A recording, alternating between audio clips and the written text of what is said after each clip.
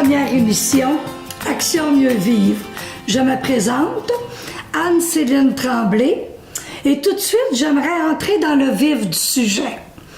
Action mieux vivre, c'est un programme très complet et qui se fait en étapes très simples. Et tout de suite, j'aimerais vous montrer les différentes étapes du programme pour vous montrer qu'à chaque semaine, nous allons aborder une étape différente, toujours très facile. Aujourd'hui, la première émission, il s'agit de l'introduction au programme. L'autre semaine, nous parlerons de débarras. C'est la partie la plus importante qui nous fait vraiment pénétrer dans ce processus-là. C'est peut-être la seule étape que vous allez trouver un peu difficile parce que toutes les autres sont de pur plaisir. Ensuite, nous allons passer à l'étape exploration, où nous allons explorer nos bons coups. C'est une étape particulièrement agréable. Ensuite, ce sera action, parce qu'avec tout ça, nous allons prendre action, nous trouver des objectifs et des stratégies pour les atteindre. La dernière étape du programme, eh bien, c'est votre étape, puisqu'elle s'appelle le vent dans les voiles. C'est ce que vous allez faire au fil des semaines avec ce programme-là.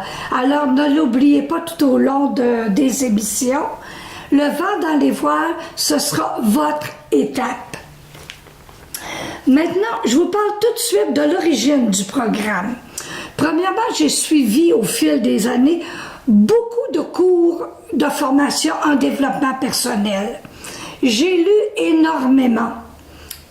Toujours en développement personnel, pensée positive, estime de soi, confiance en soi, comment conduire sa vie et le reste. J'ai fait beaucoup de recherches aussi sur Internet. Et finalement, j'ai fait un retour aux études en 98, retour qui s'est échelonné sur 5 ans pour compléter un bac et un certificat. À un moment donné, j'ai ramassé un peu de tout ça pour en faire ce que j'appelle un bel amalgame. J'ai fait le programme dont je vous parle, qui s'appelle Action mieux vivre, et je l'ai fait pour qu'il soit très simple. Des étapes clairement définies, très simples et agréables à suivre. Je l'ai fait aussi pour qu'il soit peu ou pas du tout coûteux. Je l'ai fait aussi pour que vous soyez autonome et même de faire cette démarche-là à partir de chez vous. Alors, il n'y a pas beaucoup de programmes où on se dit, bien, je vais pouvoir le faire à la maison, je vais être autonome, je vais avoir le plein contrôle de tout ça. Alors, c'est très valorisant de dire, bien, c'est moi le héros, l'héroïne de tout ce beau parcours-là. Je vous suggère dès le départ de vous trouver un ou une partenaire, de préférence 2. Et je vais vous dire pourquoi. Pour la motivation. Vous savez, à un moment donné, on commence quelque chose, d'aller courir, d'aller marcher, quelle que soit l'activité, on est tout feu, tout flamme et on y va une fois, 2 fois, puis après, ça ne nous tente plus. Alors, si vous êtes 2 ou vous êtes 3, la motivation va être là. Il y en a toujours 1 ou 2 sur 3 qui va être motivé à continuer. Question de support aussi de dire « Ouais, mais c'est pas si facile par bout, mais on est 2, on partage et tout ça. » Question d'entraide, naturellement, de dire « Ah ben moi, j'ai compris ça comme ça, j'ai tenté telle chose, ça va très bien. » Vous partagez l'information. Et tout de suite, je vous dis une chose, partenaire, là, ça peut être quelqu'un de la parenté, des amis, un collègue de travail, un voisin, quelqu'un en qui, naturellement, vous avez confiance, avec qui vous vous sentez bien, finalement, vous ne vous sentez pas jugé, ni rien. Et, je vous le dis tout de suite, vous n'êtes pas obligé, surtout la première étape, de partager avec cette personne-là. vous allez avoir un moment des choses assez personnelles, voire intimes à faire. Alors, vous n'êtes pas obligé, mais du tout, à partager tout ça avec votre partenaire. Vous dites simplement, ben moi, j'ai franchi telle étape. C'est surtout important de partager comment vous les vivez, ces étapes-là. Si vous avez de la difficulté, si vous êtes particulièrement bien, et surtout, au fur et à mesure, de dire, ça m'a fait du bien, ça, je me suis senti bien là-dedans, et le reste. Alors, le ou la partenaire, c'est une grande aide. Je vous invite à le faire. Cependant, si ce n'est pas facile pour vous, si vous ne vous sentez pas à l'aise, si vous êtes habituellement un ou une solitaire, je vous le dis tout de suite, ce programme-là se fait très bien en solo. N'ayez aucune crainte là-dessus. Je vous parle tout de suite de l'outil principal du programme qui est l'écriture. Je parle d'une écriture brute. Parce que tout de suite, j'entends déjà des « Ouais, mais moi, je suis pas bon en écriture, je suis pas bon en français, je suis pas bon... » Ça n'a strictement aucun rapport. Par écriture brute, je vous parle que vous prenez un crayon, une feuille et que vous écrivez. C'est tout. C'est de vider ce que vous avez. C'est de faire le ménage de ce que vous avez. C'est de sortir, c'est d'exprimer ce que vous avez sur le cœur. Que ce soit négatif ou positif, vous le sortez, vous le partagez. Alors, l'écriture brute, c'est une écriture, vous l'avez déjà compris, sans censure. Vous ne vous occupez pas des majuscules, des paragraphes, de bien écrire, de la grammaire. Vous pourriez écrire au son et vous auriez les mêmes bons résultats. Alors, on parle d'écriture brute à tout point de vue. Maintenant, vous aurez des travaux, de petits travaux à faire à toutes les semaines. Je ne vous dis pas ça pour vous faire peur, parce qu'il y a finalement un travail dès la semaine 2 que vous trouverez peut-être un petit peu... vous allez être dans l'inconnu finalement et vous vous sentirez peut-être plus ou moins confortable. Mais je vous préviens tout de suite, c'est la seule étape où vous pourrez dire... c'est un peu difficile, ou j'en arrache un peu, je me questionne, je ne sais pas trop comment faire. C'est la seule étape. Les autres, je vous le dis tout de suite, ce sera des étapes de pur plaisir. Ce sera agréable, ce sera facile, ce sera vraiment ce qu'on appelle cool. Je vous parlais de l'écriture et je veux vous dire qu'en général, les bienfaits de l'écriture, quel que soit le contexte, et j'ai pris la peine de vous l'écrire pour vous en faire un tableau si on veut, l'écriture brute, comme je parlais tout à l'heure, ça vous apporte une grande satisfaction. Ça vous apporte beaucoup de fierté, de la légèreté, parce qu'on se soulage de bien des choses, on se libère. C'est une écriture libératrice. Ça vous apporte de la paix et ça vous apporte de la joie. Ça, c'est en général quand vous écrivez pour vous faire du bien, même pour vous libérer de quelque chose, vous dire « Oh, ce mois-ci, j'ai telle grosse chose à faire, je sais pas comment je vais faire. » Juste le fait d'arrêter et d'écrire ça, déjà vous dire, je l'ai déjà moins dans la tête, vous l'avez déjà partagé. Et pour ce qui est de suivre le programme, je tiens à vous dire, et vous allez m'entendre le dire régulièrement au cours des émissions, il n'est jamais trop tard. Je vous l'ai même écrit blanc sur noir. Il n'est jamais trop tard pour changer de vie. Il n'est jamais trop tard pour vivre ma vie. Vous savez, il y en a qui ont 50, 60 ans à peine et que tu leur parles d'un projet de retour aux études, de changer quelque chose dans leur vie, juste d'améliorer leur qualité de vie. Écoute, là, moi, à mon âge, comme si ça valait pas la peine. Ça vaut la peine, il n'est jamais trop tard pour changer quoi que ce soit dans sa vie. Ce sont des bénéfices au quotidien que vous allez retirer. Alors, je vais vous le dire régulièrement. Et quand j'ouvre une petite parenthèse tout de suite pour vous dire que quand j'ai parlé de retour aux études en 98 jusqu'en 2003, J'avais 54 ans à l'époque, quand j'ai fait ce retour-là aux études. Alors, c'est pour vous montrer, je le pensais à cette époque-là, il n'est jamais trop tard, et je le pense encore aujourd'hui. Alors, quel que soit votre âge, on met de la vie, donc on se sent naturellement beaucoup plus vivant. Je vais vous faire une comparaison avec ce qui vous attend, le beau ménage que je parle, parce que la semaine 2, ça s'appelle débarras. Je vous l'ai montré tout à l'heure sur le programme. Aujourd'hui, c'est l'introduction. Je vous parle en gros du programme, des grandes lignes, de ses bénéfices, comment on va l'aborder. Et je vais vous comparer ça avec une maison. J'aime cette comparaison-là particulièrement.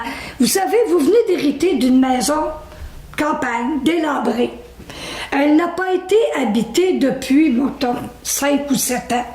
Alors, vous y allez quand même avec quelqu'un, avec vous, et vous regardez la maison. Premièrement, la première chose qui va vous frapper, le terrain est en friche, l'herbe est haute, ça a l'air délabré. La galerie est un peu croche. Les fenêtres sont définitivement sales. Vous ouvrez la porte et vous entrez là. Première chose que vous voyez, des cochonneries qu'on appelle, qu'on laissait quelque part, une vieille table qui manque une patte, une vieille chaise. Il y a un beau poêle à bois qui vous semble bon, par exemple. Il y a des petites choses que vous vous dites, ouais, ça serait pas pire, mais c'est sale. Il y a des toiles d'araignée, les murs sont jaunis. Vous montez au 2e étage, guère mieux, des vieux lits tout branlants. Alors, vous dites, bon, ben écoute, je l'ai déjà. C'est à moi. Qu'est-ce que j'en ferais bien? La première chose que vous allez faire, vous allez sortir ce qui ne va pas. On va sortir les encombrants. C'est la première chose que n'importe qui ferait, n'est-ce pas? Alors, on sort les encombrants. En deuxième, vous allez quand même regarder parce que vous allez dire il y a sûrement quelque chose de bon. Dans une belle vieille grande maison de campagne, il y a un poêle à bois, il y a 2-3 beaux lits en métal. On jette les matelas, mais on garde les lits qui sont très beaux.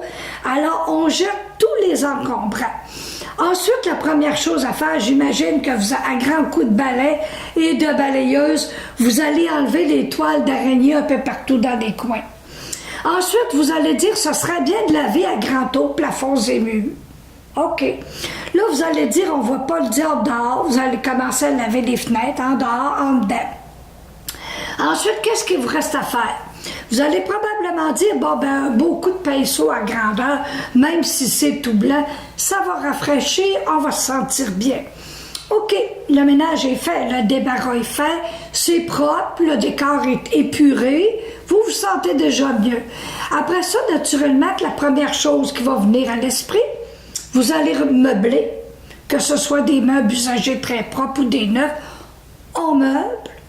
Ensuite, vous allez dire, ce serait peut-être le temps de décorer, mettre quelque chose sur les murs. Ensuite, qu'est-ce qu'il va vous rester à faire? Tout est fait, là. Vous allez dire, bon, ben écoute, on est très fiers du travail accompli, on est satisfait, on est content. Alors, vous allez passer à pendre la crémaillère. Donc, vous allez fêter, vous récompenser, être dans la joie.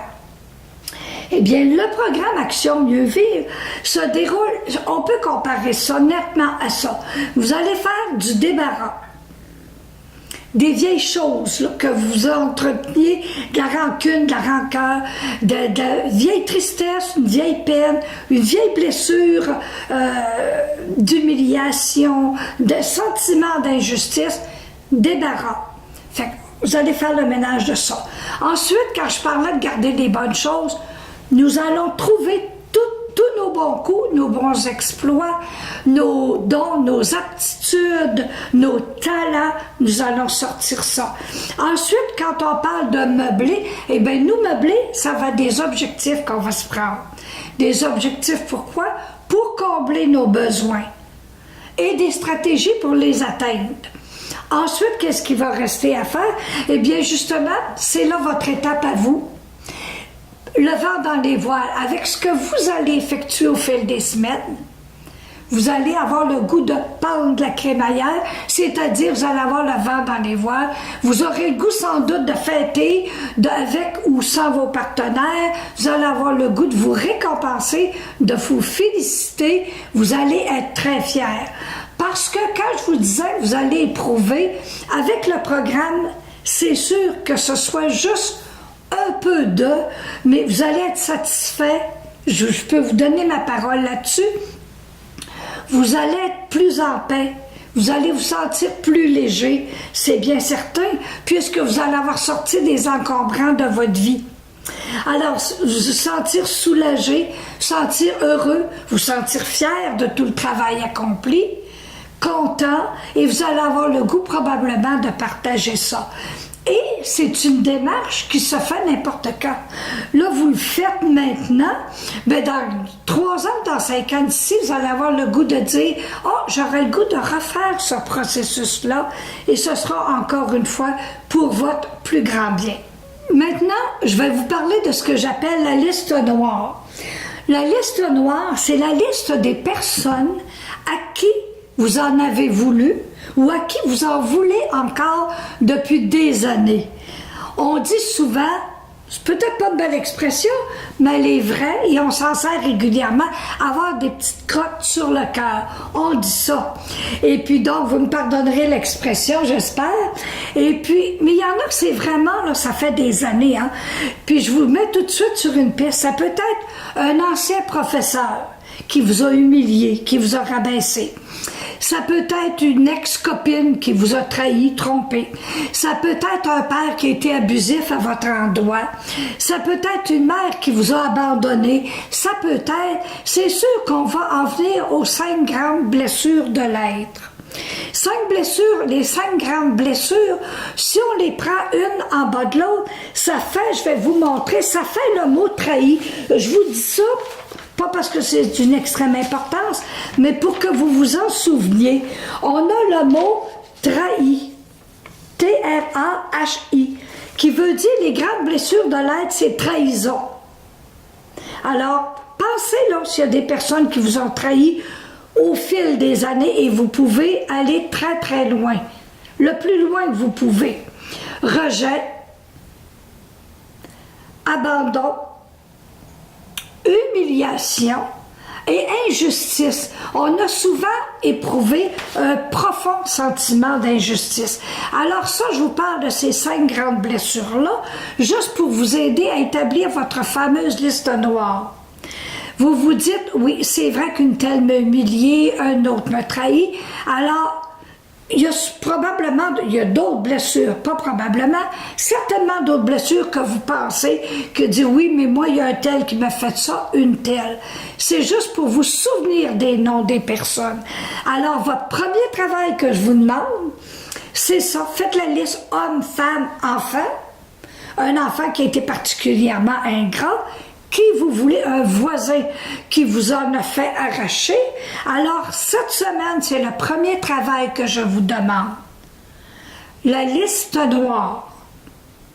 Faites-la vraiment là, consciencieusement, avec réflexion, sans trop vous casser la tête quand même, mais écrivez. Essayez de ne pas en oublier. Allez reculer le plus loin possible pour faire cette liste noire-là. La semaine prochaine, de toute façon, ne vous en faites pas, parce qu'à chaque semaine, en début d'émission, je vais toujours faire une révision des autres semaines, tout le temps. Alors, si vous vous dites durant la semaine, je suis pas sûre de bien avoir compris ça, est-ce qu'elle a vraiment dit ça? Alors, en début de l'autre semaine, je vais toujours commencer par révision. Je vais faire un retour sur la semaine précédente. Alors, n'ayez aucune inquiétude là-dessus. Maintenant, je vous parle du matériel que vous allez avoir besoin. Naturellement qu'on a besoin de feuilles mobiles, parce que nous allons jeter et détruire vos écrits au fur et à mesure. Vous saurez tout ça la semaine prochaine. Alors, vous allez avoir besoin, et c'est ce que je veux que vous prépariez dès maintenant, probablement un scrapbook, un cahier, parce que vous allez faire du collage. Alors, soit de la colle liquide ou soit de la colle en bâton de préférence. Alors, ramassez ça, surtout des photos. Des photos qui vous parlent, qui vous disent quelque chose, et des découpures de journaux, de revues. Alors, si vous voulez bien, commencez dès maintenant. Vous voyez quelque chose de beau, une découpure de journal qui vous parle. Vous allez dire, ah, ça me dit quelque chose. Alors, commencez dès maintenant à en ramasser, mettez-vous ça de côté. Alors, c'est des crayons de couleur, parce que peut-être que vous aimerez ceux qui sont bons en dessin pour illustrer certaines choses. Les autres semaines, vous le dessinerez. Alors, collage, crayons de couleur, et puis naturellement, beaucoup de feuilles mobiles et de crayons pour écrire. D'accord? Alors maintenant, je pense que j'ai fait le tour à peu près de tout. Vous avez maintenant une bonne idée du programme, que c'est très très simple. L'outil principal en est d'écriture. Vous êtes le héros de cette aventure-là et c'est simple à chaque étape, mais de plus en plus simple. De semaine en semaine, je suis certaine que vous allez aimer ça encore un peu plus parce que ça va être plus simple, ça va devenir du connu. Et le reste. Sur ce, je vous souhaite une excellente semaine et je vous dis à la semaine prochaine.